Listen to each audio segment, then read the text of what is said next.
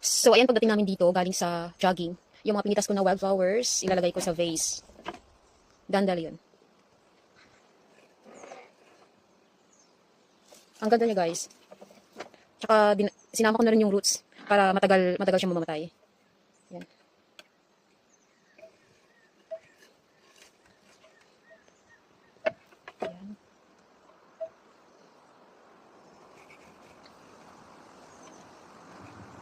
Yan.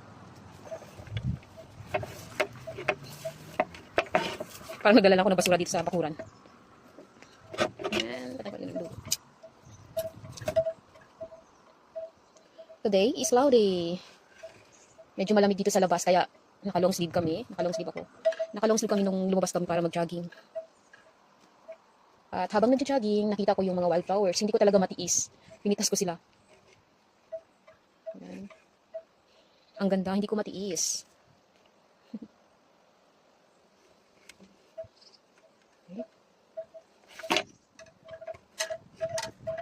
Yan.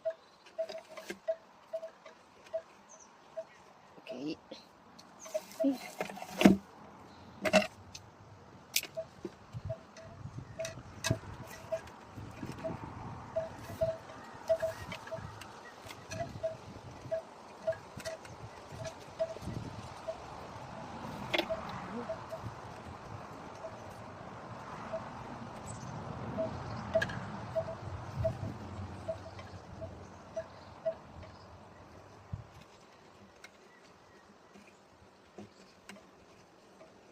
Ayan. And hahaluan ko na rin siya ng yellow. Hindi ko alam kung anong name nito. Papatulin ko siya.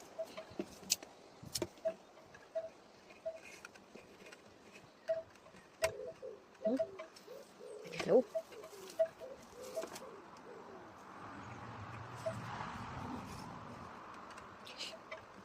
And this one.